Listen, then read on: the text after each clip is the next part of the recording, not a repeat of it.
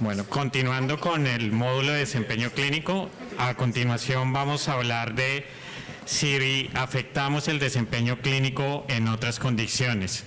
Y para tocar esta temática tenemos el privilegio de contar con tres espectaculares panelistas, dos de forma presencial y uno de forma remota.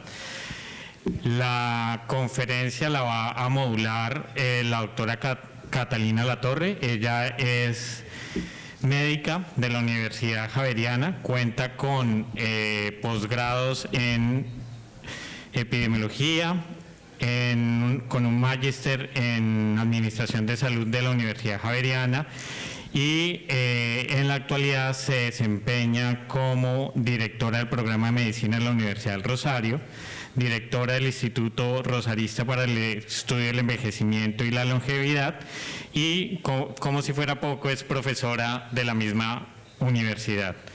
También contamos con la presencia del doctor Mark Skinner. Él es director y presidente del Instituto de Políticas para el Avance. Cuenta con experiencia docente en la Universidad de McMaster. Dirigió la Federación Mundial de Hemofilia y cuenta con estudios en Administración Pública y Empresarial de la Universidad de Kansas y un doctorado en Jurisprudencia. Y de forma remota contamos con la presencia del doctor Leonardo Rolín Ferraz del Hospital Albert Einstein. Él lidera la red de pacientes críticos de Einstein, es médico con especialización en cuidado crítico de la Universidad Federal de Bahía y de la Universidad de Sao Paulo. Cuenta con formación en Harvard con un MBA en gestión en salud y un fellowship por IGI.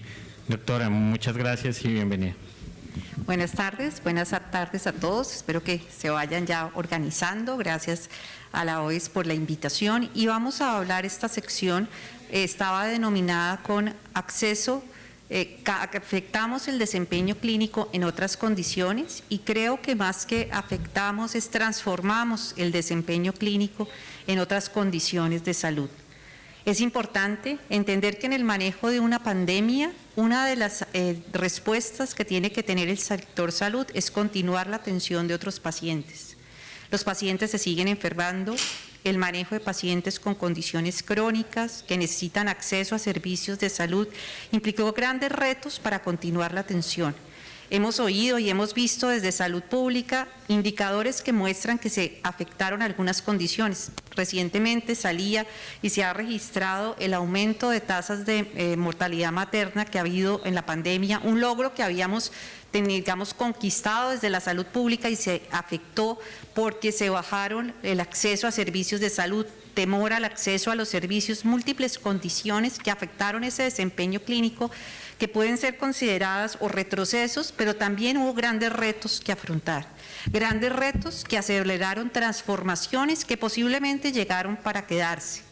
En ese sentido, el doctor Skinner nos va a compartir algunas de las experiencias con lo que es la aplicación de la telemedicina, la innovación en acceso a pacientes en condiciones que en estas circunstancias se podían ver difíciles para continuar su atención a través como de la ruta de lo que es el caso de la hemofilia. Y nos hace reflexionar entonces de la importancia de la continuidad de la atención, o sea, cómo garantizamos en situaciones de crisis continuidad de la atención sin perjudicar a nuestros pacientes, sin perjudicar el entorno y siguiendo hacia adelante.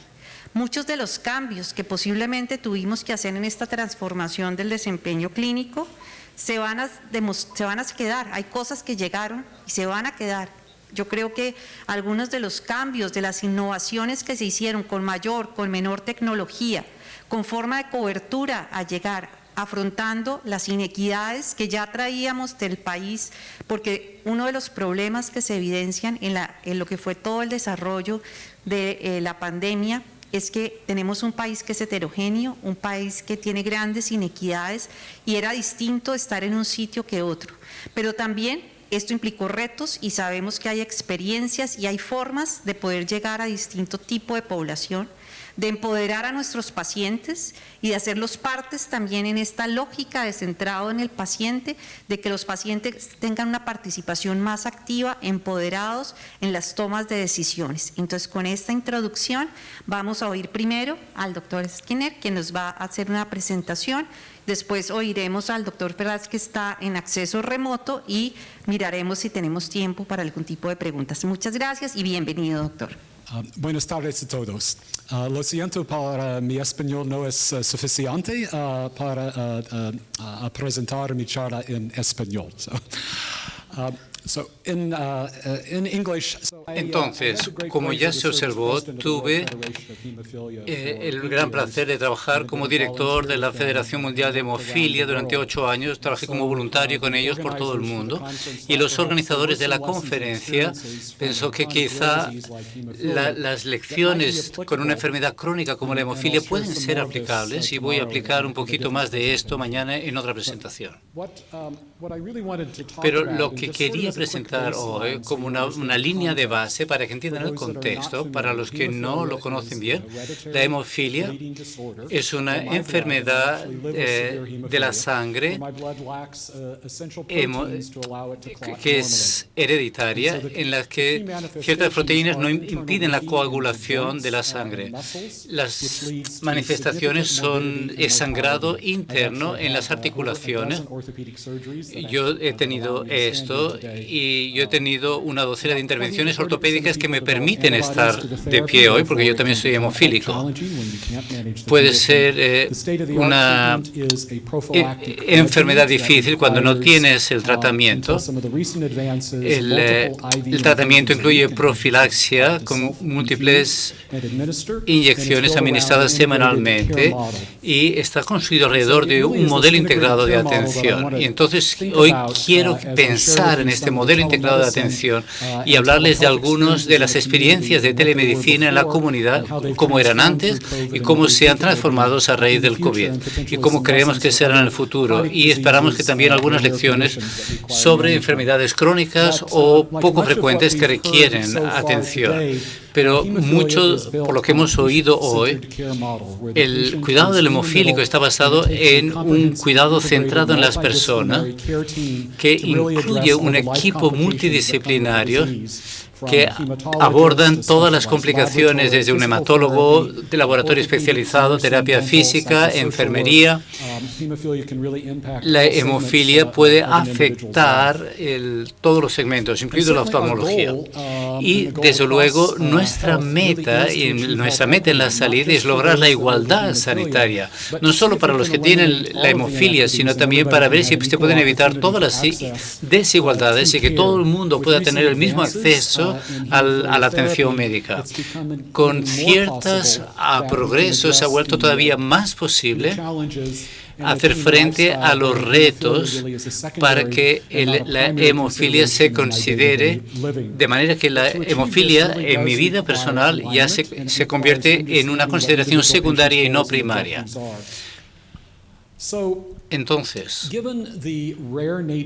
dado que la hemofilia no es muy frecuente y que Estados Unidos tiene una superficie enorme, es evidente que no podemos tener un especialista de hemofilia en cada comunidad o de fácil acceso para todos los pacientes. La telemedicina existe desde hace mucho tiempo, pero se ha vuelto más popular, sobre todo en los últimos par de años, pero en realidad esto empezó en la década de los 50 y está con la idea de llevar atención especializada a las zonas rurales del país, donde quizá no había un especialista disponible. Entonces, la telemedicina puede tener muchas formas y hoy en día, con la explosión tecnológica que se ha visto, puede haber una comunicación de una sola vía en la que yo reciba un informe en vivo que llegue a un centro electrónico,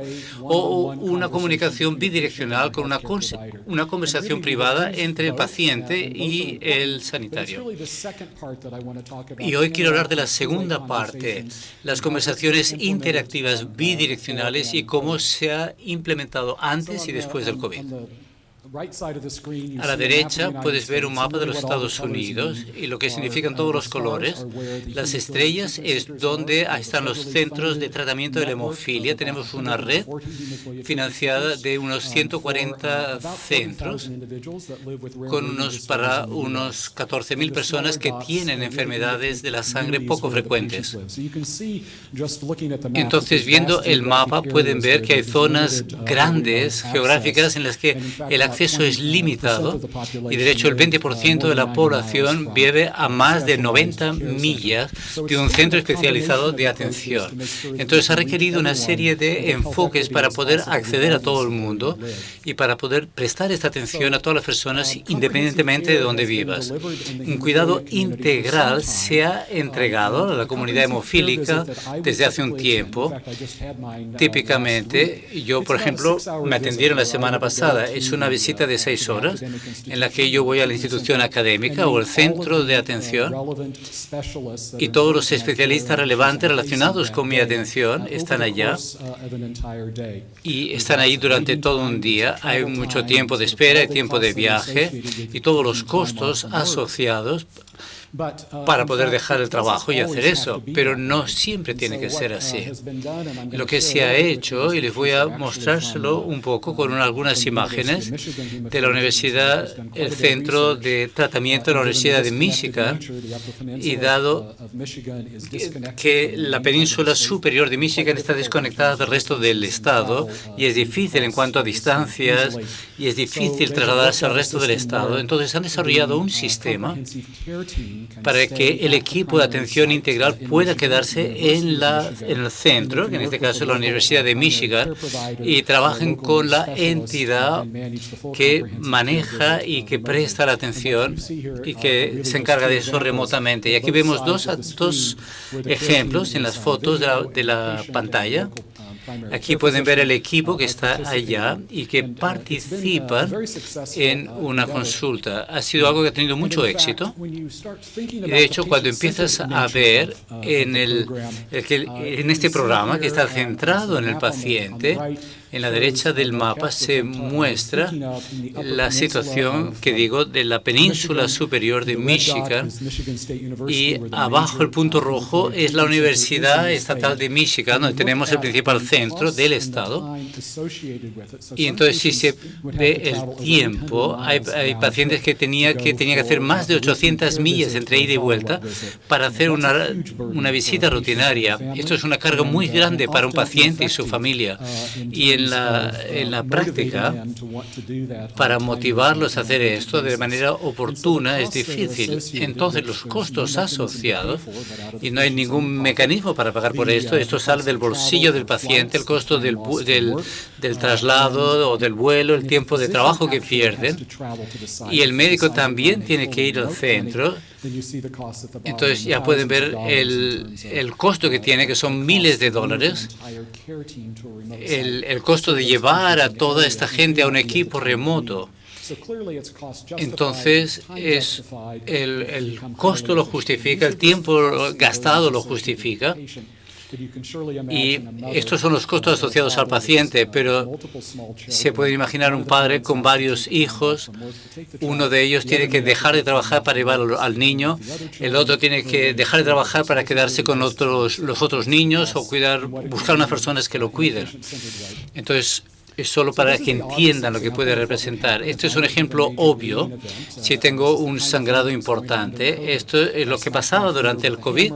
Si yo me daba en el dedo con un martillo y me empezaba a sangrar, bueno, es muy fácil sacar una foto con el teléfono y se la mandas al médico y dices, bueno, ¿qué pasa con eso? ¿Tengo que ir al hospital? Porque era una pregunta importante. ¿De verdad quiero ir al hospital? Por algo que a lo mejor se podía manejar remotamente o manejar en la casa. Entonces, entendiendo en qué consiste el sangrado, si es grave o no, este tipo de problemas se puede manejar sin tener que salir a ver a un profesional de la salud y crear una exposición. Entonces, la telemedicina ya lleva mucho tiempo establecida en nuestra comunidad, pero hemos aprendido muchas cosas que podemos hacer y que no se hacían antes. He mencionado que yo he tenido varias cirugías. He tenido la desagradable experiencia de que me hicieran una reconstrucción del nervio de mi brazo izquierdo justo antes del COVID y todavía estaba en la etapa de terapia, de recuperación. Todavía no me habían dado el alta. Y la segunda mitad de la terapia se tuvo que manejar de manera remota, así como toda la terapia. Todo esto se hizo con una cámara, no tuve que ir al hospital, no tuve que ver directamente a los médicos y yo creo que esto es lo que hay que hacer en el futuro. En vez de tomar el tiempo para ir a un hospital, para que te hagan una visita de terapia física de 15 o 20 minutos para manejar la hemofilia, se vuelve muy ineficiente y creemos que esto también mejorará el cumplimiento y la voluntad de las personas de someterse a esa terapia. La otra cosa es la parte psicosocial, los que trabajan en la salud mental, que han descubierto que la telemedicina es un gran plus. Pueden ver a los pacientes, a las familias en su propia casa y pueden entender las dificultades que tienen a diarias. Entonces, encontrar a los pacientes dónde están, dónde viven, dónde trabajan, es mucho mejor que no que vayan a la clínica donde el paciente tiene que describir cómo vive. La gente está más abierta, está mucho más dispuesta a conversar sobre cuestiones que impiden su cuidado. Por ejemplo, a mí me han enseñado a ponerme las inyecciones subcutáneas. Entonces, los pacientes a los que les enseñan a hacer esto al principio tenían la tranquilidad de saber que podían supervisarles para ayudarles en esa experiencia. Y, por supuesto, toda la gestión farmacológica en cuanto a recetas, prescripciones y dosis, y también las conversaciones bidireccionales para entrenar a los pacientes y también a los profesionales de la salud. Casi toda la educación médica continua se pasó a las plataformas en línea. Se desarrollaron programas mejorados también en otros países. Y hay muchas cosas en el horizonte y en muchos estudios clínicos. De hecho, los diagnósticos de laboratorio ahora ya se ponen y hay tecnologías de manera que pueda utilizar, por ejemplo,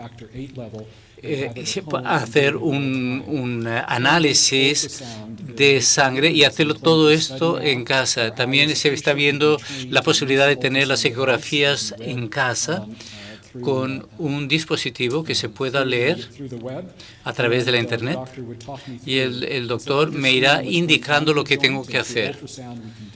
Entonces, entendiendo que con la ecografía podemos detectar sangramientos y entender esas cosas. Así que muchas cosas que se han acelerado en telemedicina van a ser mejoras que van a transformar y los pacientes parecen estar dispuestos a aceptar las nuevas tecnologías. Una de las dificultades, cuando fui a la clínica la semana pasada, que fue por primera vez en persona, la primera vez que veía a un médico en persona en los últimos 2 años, lo primero que le dije es, ningún médico me ha tocado en 2 años, nadie me ha tocado las articulaciones o si tengo inflamación, sinovitis en las articulaciones, y esto fue lo único que me pareció que faltaba. Así que es interesante que ahora la Universidad del Estado de Michigan está trabajando en un dispositivo de palpación remota que se puede controlar remotamente. Este es un dispositivo muy grande, todavía está en las fases iniciales de desarrollo. Pero lo único que nos puede limitar es la imaginación en cuanto a dónde puede llevarnos esto y cómo podemos entregar el cuidado. Y Colombia es igual que los Estados Unidos. Solo puede haber algunos centros especializados que entienden cuáles son las necesidades, las limitaciones para desarrollar tecnología.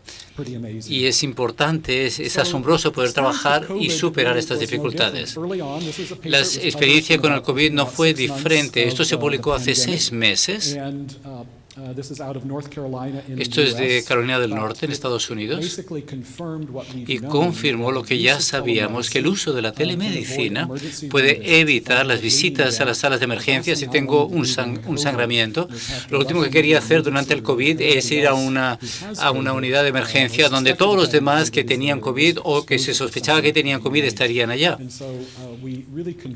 Entonces confirmamos que esto ahorraba costo y dinero y desde luego permitía evitar la difusión del COVID. Por lo demás, habría ido si no a recibir esta atención rutinaria. Esto es un artículo que publiqué con unos colegas. Fue al principio de la pandemia, comentando sobre la experiencia histórica de telemedicina y la experiencia en ese momento. Y lo principal que aprendimos es que por mucho que nos concentremos en rastrear desenlaces y métricas, no tenemos buenas métricas de lo que significa eso para el paciente y la familia.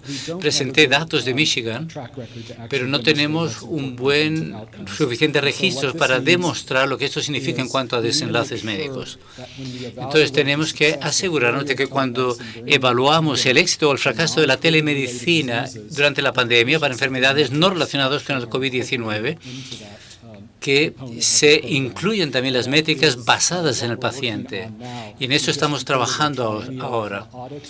Hemos hecho una auditoría de la satisfacción de los pacientes con algunas preguntas y tenemos que estar seguros de que los centros médicos no tomen las decisiones basadas solamente en costos o la falta de ingreso porque no acudan los pacientes, sino que también las observaciones de los pacientes se tengan en cuenta. Yo creo que esto va a continuar. Entonces, ahora hay muchísimas cosas que queremos investigar porque queremos que la telemedicina está mejorando la adherencia, la adhesión, la calidad de vida. Lo que todavía no sabemos es cómo podemos medir los desenlaces, pero estamos haciendo programas. Creemos que es económico, pero vamos a tener que hacer mejor los cálculos y ojalá que esto se pueda incluir en los sistemas para que esto pueda perdurar. Y lo último que quiero decir es que también ha sido estupendo para muchos.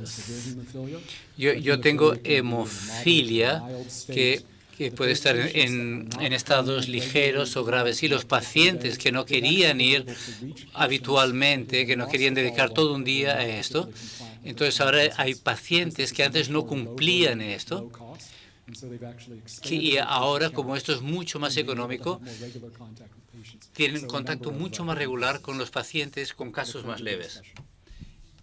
Y entonces el resto para la discusión. Gracias. Muchas gracias al doctor. Le damos entonces paso al doctor Ferraz, que nos acompaña por acceso remoto. Hola a todos. Buenas tardes. Primero quisiera agradecerles por la invitación para participar en este foro. Roosevelt, a Teresa, a Henry, es un placer. Es un placer, un honor estar aquí contigo. Mi tema es hablarles sobre el desempeño clínico en otras condiciones en el contexto de pandemia. Antes de entrar en el tema, quisiera hablarles de una pequeña historia de lo que pasó conmigo en los últimos 2 días y la razón por la cual tristemente no puedo estar de manera presencial con ustedes hoy.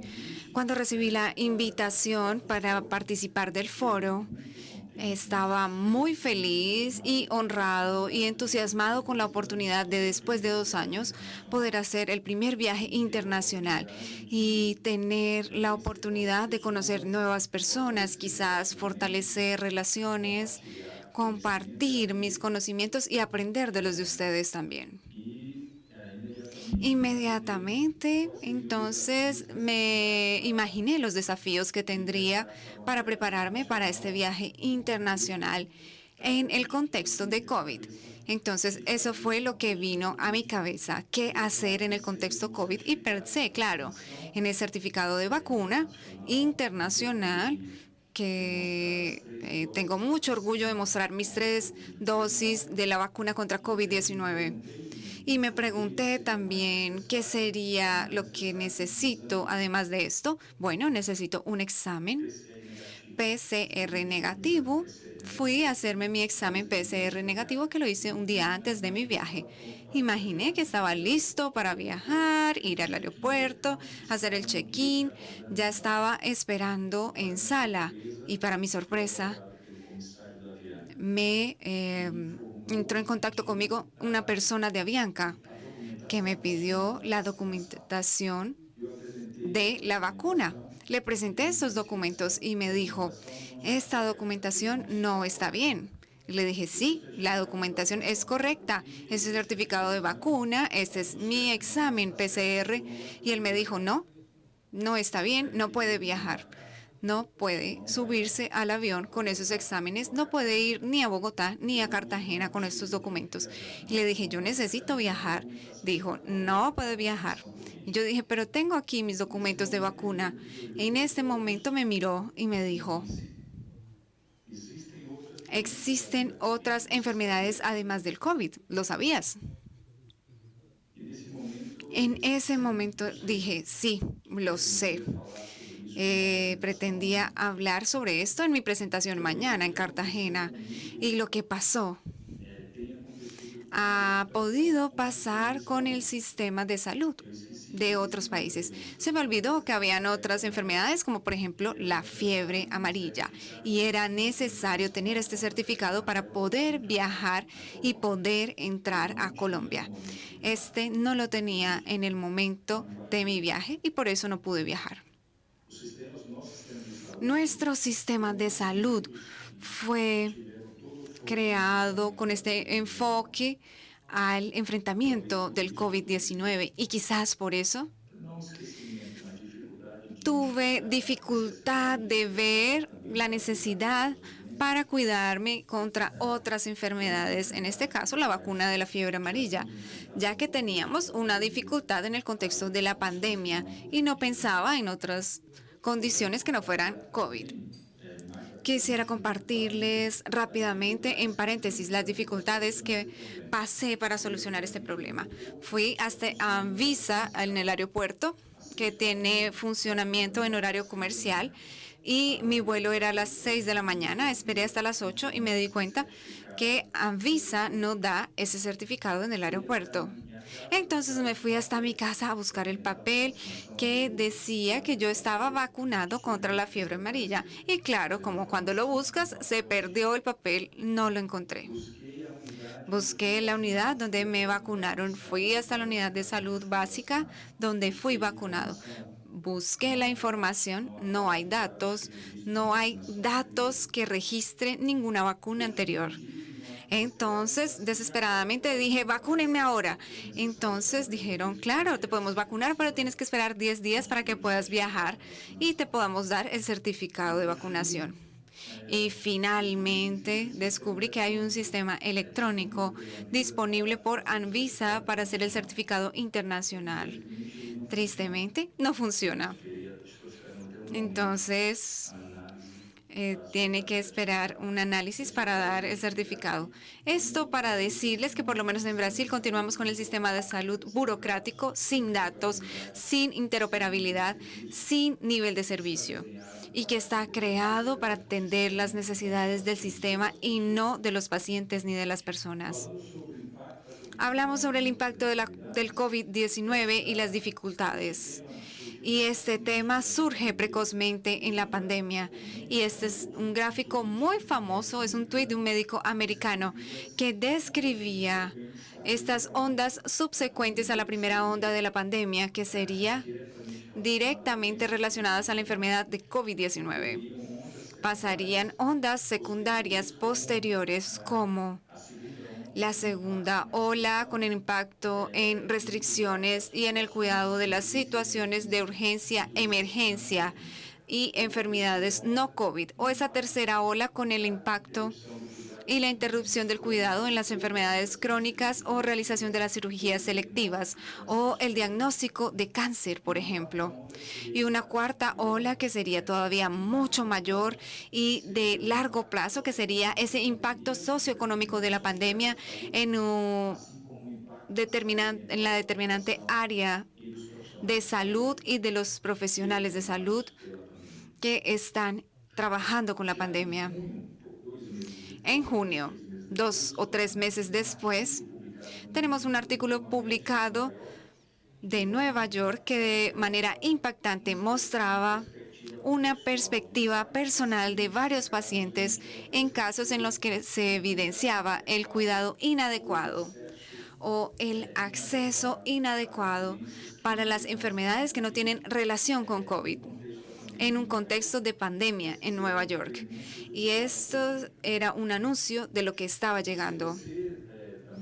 Bien, el CDC después en la pandemia empezó a llamar la atención sobre el miedo de la población con relación al acceso al cuidado en salud. 4 de cada 10 americanos tenían miedo de buscar acceso a la salud al inicio de la pandemia. Este miedo fue traducido en una reducción en la atención para urgencias, para infartos.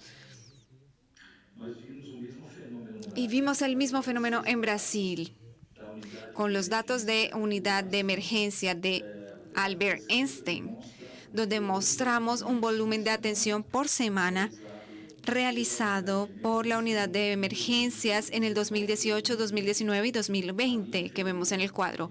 Aquí mostramos esa volumetría en el 2020 con una caída de casi el 80% en el volumen de atención semanal en la unidad de emergencia de Albert Einstein en casos no relacionados con COVID.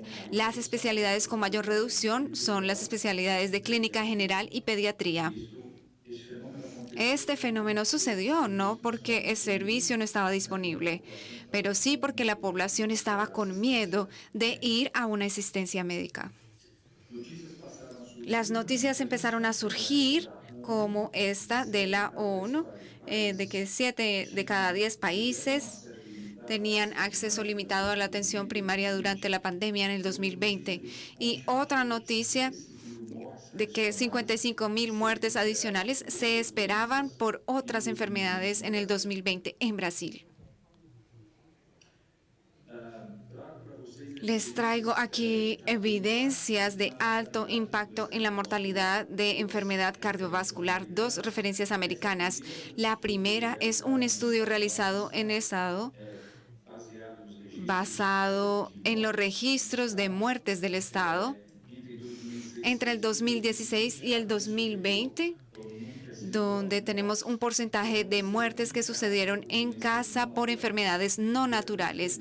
Y en la parte inferior tenemos el número del porcentaje de muertes que sucedieron en casa por enfermedad cardiovascular.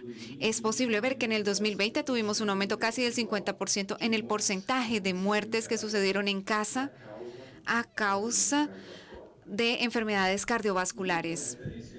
Otra referencia todavía más impactante son los datos de varios estados americanos de la mortalidad relacionada a las enfermedades cardiovasculares, diabetes, cerebrovascular, Alzheimer, y podemos ver aquí un aumento significativo en la mortalidad después del inicio de la primera ola.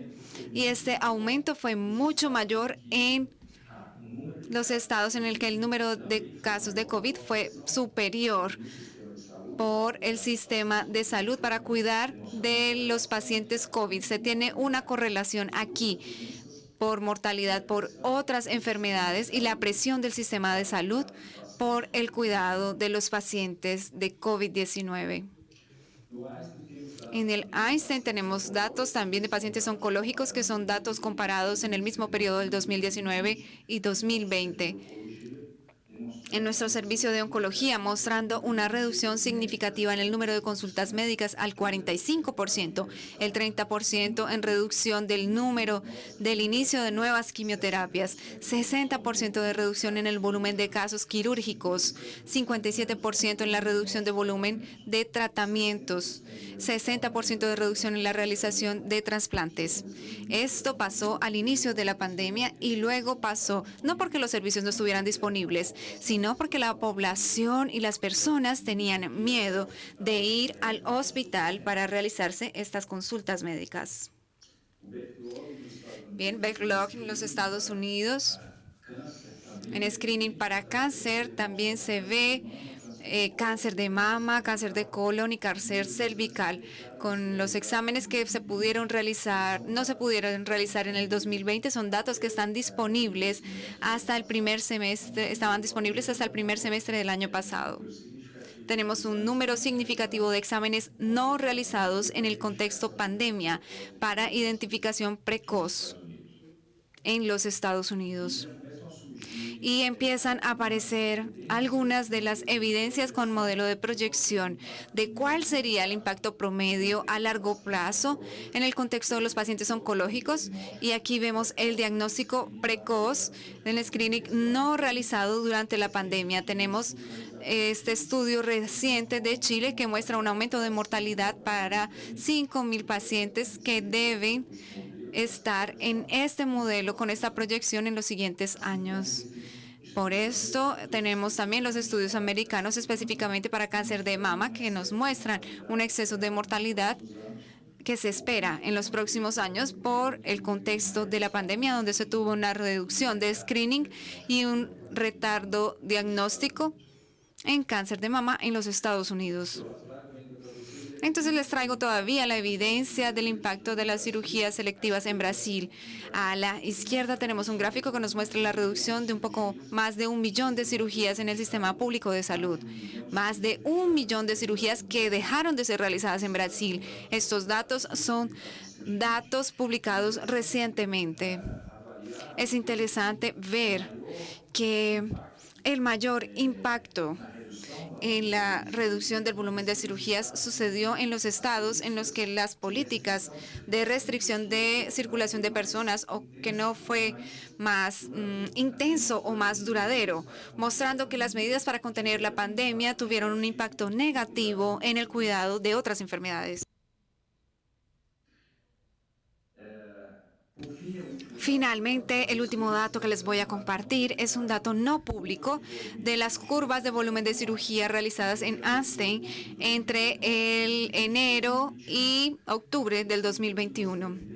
Aquí les puedo mostrar el aprendizaje que fue generado en la primera ola en el 2020, que es la parte superior que vemos el volumen de los estudios realizados en el 2019. La segunda línea es el 2021 y la tercera es el 2020.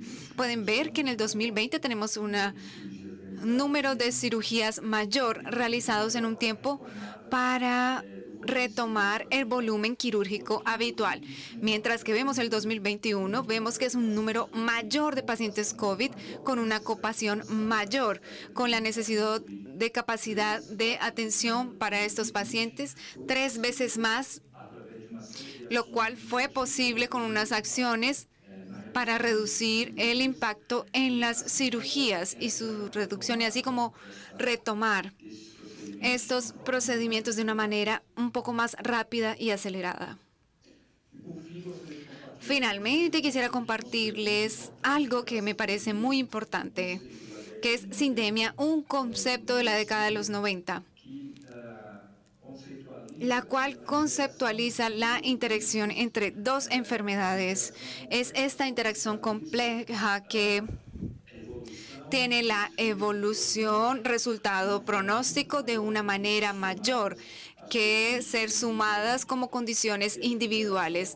Esta interacción potencializa los resultados y la evolución que pasa no solamente a nivel de la existencia de dos enfermedades, sino también de los factores macro, como esta parte social, económica y asistencia al sistema de salud, igualdad o las diferencias culturales o el racismo.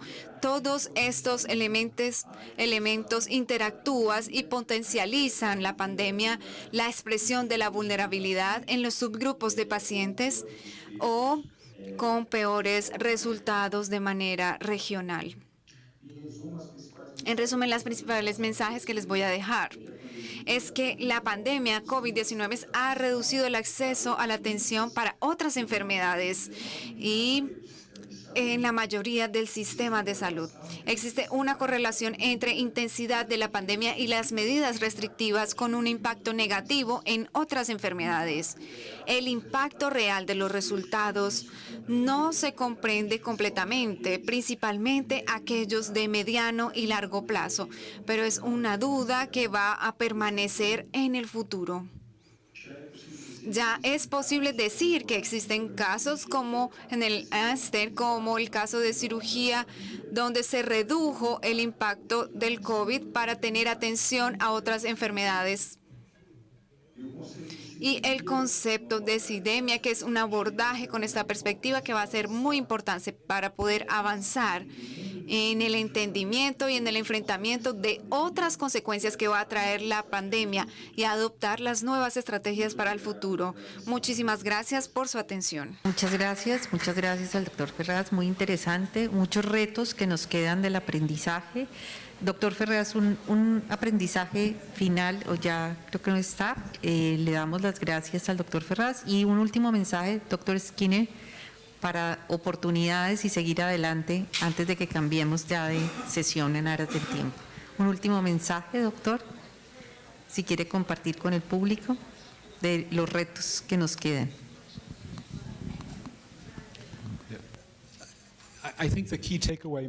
Yo creo que el principal mensaje que con cada problema hay una oportunidad. Entonces, la comunidad de hemofilia estaba bien situada con la telemedicina por la experiencia que habíamos tenido con el cuidado remoto, pero también hay muchas cosas que aprendimos y todavía estamos aprendiendo. Entonces, al final será un sistema híbrido. Y entonces, ¿cómo rastrear las métricas? Para eso todavía no se sabe. En la experiencia de Brasil también vimos que había menos cirugías. Lo que tenemos que hacer es luchar con los sistemas de salud o al menos presentar argumentos para ver que estos recursos no habría que cortarlos. Así que es importante poder mantener estos servicios.